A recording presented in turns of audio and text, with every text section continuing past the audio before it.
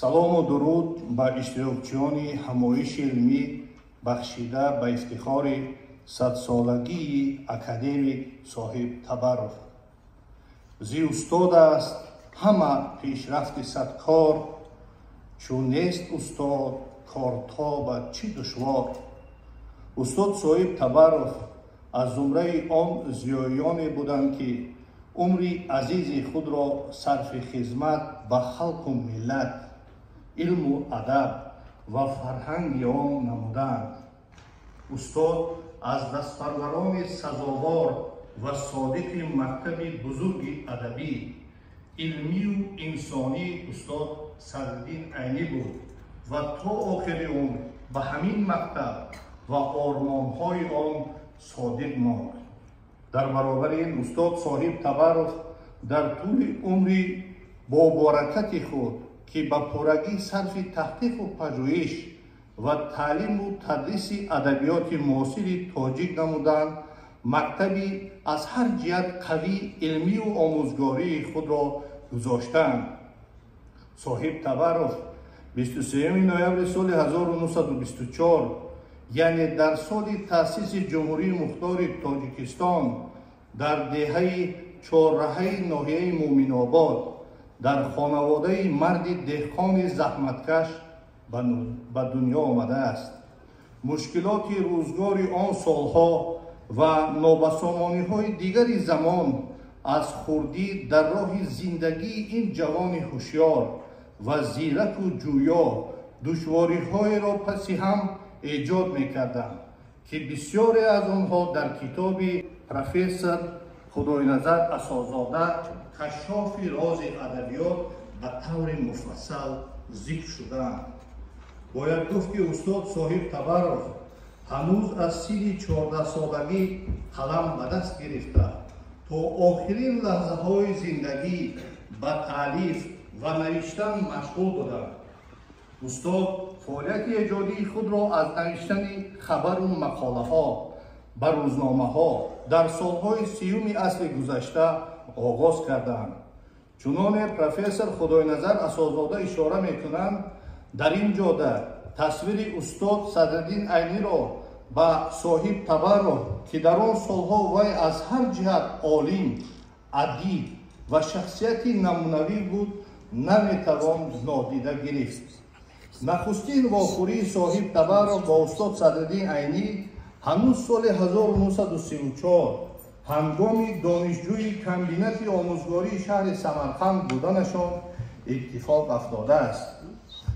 бори дуюм соли 1945 ҳангоми таҷдиди 30 солгарди фаъолияти эҷодии Садриддин Айнӣ, соҳиб табаррук ба ин устоди бузурги адабиёти навини тоҷикӣ аз наздик вомехӯрад, ки он воқеан дар дили донишҷӯи ҳанӯз хеле ҷавон орзуи муҳаққиқи адабиёти тоҷик шуданро ҷой мекунад. соҳиб табаррук дар ин мулоқотҳо ва дар вохӯриҳои баъдиаш бо Садриддин Айнӣ зиёд иттифоқ афтодааст. дар симои ӯ сифатҳои беҳтарини олимию адабӣ ва устодиро ба мушоҳида мегирад.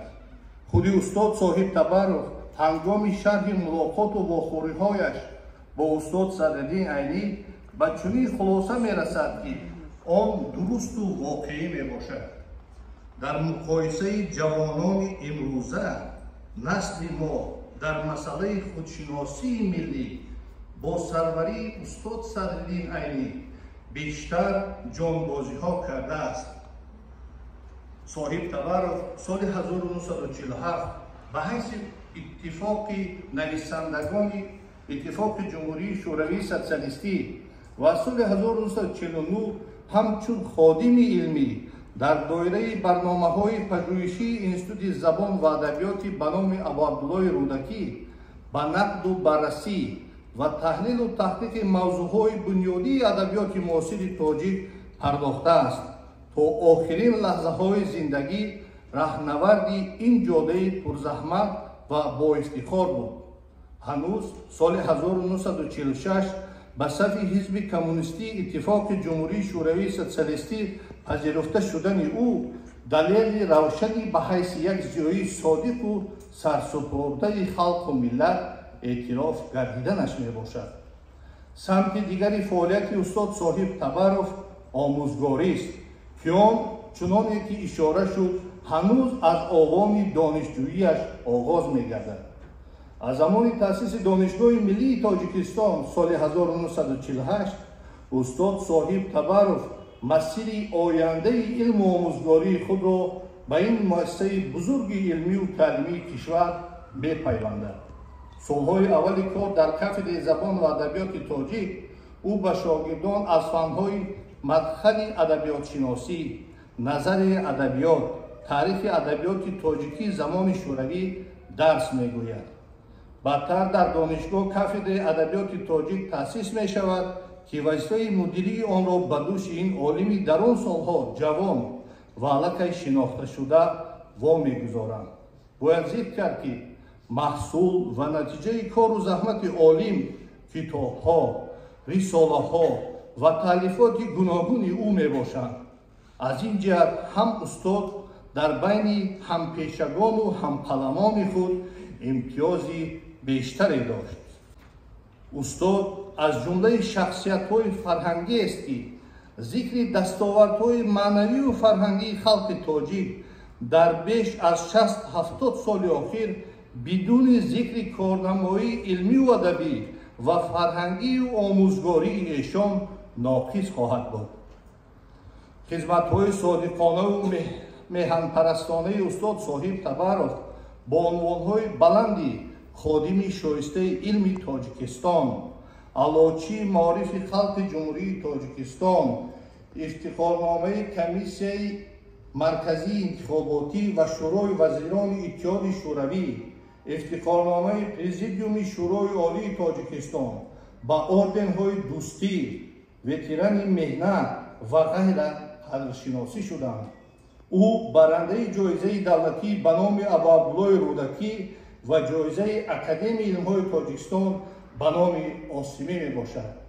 дар фарҷоми суханронӣ ба масъулини конфронс ва меҳмонони гиромиқадр ҷиҳати иштирок дар ин ҳамоиши илмӣ изҳори миннатдорӣ баён менамоем. ташаккур ба диққататон.